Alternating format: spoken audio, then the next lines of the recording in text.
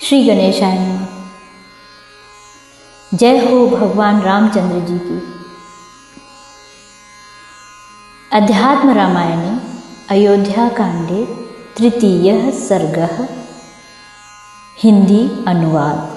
आज श्लोक 21 से आरंभ करते हैं। त्रुटियां ना हों या कम से कम हों, इसका प्रयास रहेगा, किंतु यदि फिर भी हमसे त्रुटियां हो जाती हैं तो आप सभी गुणी श्रोताओं से हम क्षमा मांगते हैं।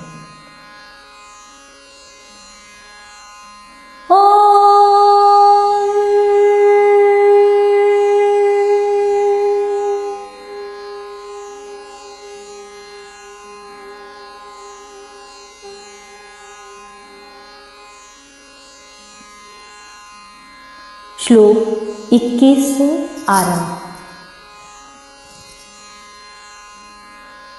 उसके पश्चात अपनी इच्छा से चाहे वे अयोध्या में लौट आवें अथवा वन ही में रहें, किंतु कमल नयन राम कल सवेरे ही अवश्य वन को चले जाएं। यदि इसमें कुछ देरी होगी तो आपके सामने ही मैं अपने प्राण छोड़ दूंगी। आप अपनी प्रतिज्ञा सत्य कीजिए, मेरा प्रिय कार्य बस यही है। कैकेयी के ऐसे रोमांचकारी कठोर वचन सुनकर महाराज दशरथ वज्राहत पर्वत के समान गिर पड़े। तत्पश्चात धीरे धीरे नेत्र खोलकर अति भयपूर्वक आंसू पोंछे और मन ही मन कहने लगे, मैंने यह कोई दुस्वप्न देखा है या मेरे चित्त को भ्रम हो गया है। इसी समय अपने सामने सिंहिनी के समान बैठी हुई रानी कैकेयी को देखकर कहने लगे, हे भद्रे, मेरे प्राणों को हरने वाले, तुम ये क्या वचन बोल रही हो? कमल नयन राम ने तुम्हारा क्या अपराध किया है? तुम तो अहर्निश मेरे सामने राम के शुभ गुण गाया करती थी। तुम तो पहले कहा करती थी कि राम मुझे और कौसल्या को समान जानकर सदा ही मेरी सेवा किया करते हैं। फिर इस समय तुम यह उल्टी बात कैसे कह रही हो? तुम अपने पुत्र के लिए राज्य ले लो, किंतु राम को घर ही रहने दो। हे वामी, तुम मुझ पर कृपा करो, राम से तुम्हें कोई भय नहीं है। श्लोक 28। ऐसा कहकर महाराज दशरथ नेत्रों में जल भरकर कैकेयी के चरणों में गिर पड़े।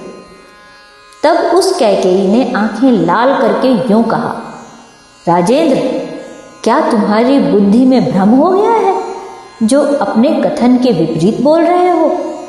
याद रखो, यदि तुमने अपनी प्रतिज्ञा भंग कर दी तो तुम्हें नरक भोगना पड़ेगा। सुनो, यदि कल प्रातःकाल ही मृग चर्म और वल्कल वस्त्र धारण कर राम वन को न गए तो मैं तुम्हारे सामने ही फांसी लगाकर या विष खाकर मर जाऊंगी। तुम संसार में सभी सभाओं में मैं सत्य प्रतिज्ञ हूं ऐसा कहकर लोगों को धोखे में डाला करते हो।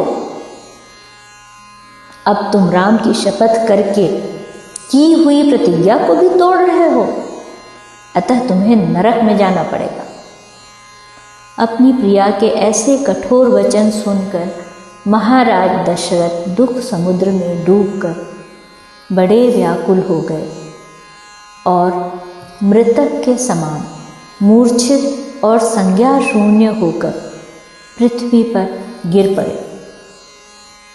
इस प्रकार अत्यंत दुख के कारण उनकी वह रात्रि 1 वर्ष के समान बीती। इधर अरुणोदय होते ही गायक और बंदीजन स्तुति गान करने लगे, किंतु कैकेयी उन सबको रोककर क्रोध से बैठी हुई थी।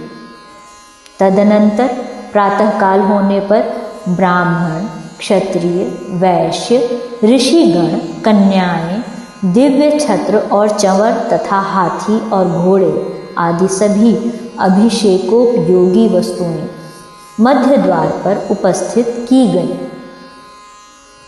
श्लोक 36। इनके अतिरिक्त वशिष्ठ जी के आज्ञा अनुसार मुख्य वारांगनाएं तथा पुरवासी और जनपदवासी भी वहां उपस्थित हो गए। उस रात स्त्री, बालक और वृद्ध किसी को भी नींद नहीं आई। सभी को यह चटपटी लगी रही कि हम रेशमी पीतांबर पहने भगवान राम को कब देखेंगे।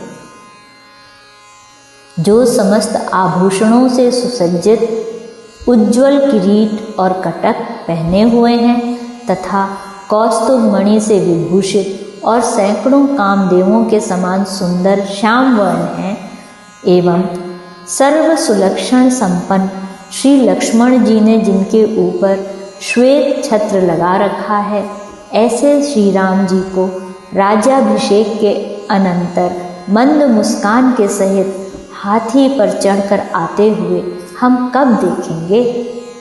वह मंगल प्रभात कब होगा? इस प्रकार सभी पुरवासियों का चित्त अति उत्कंठित हो रहा था। श्लोक 41 तक।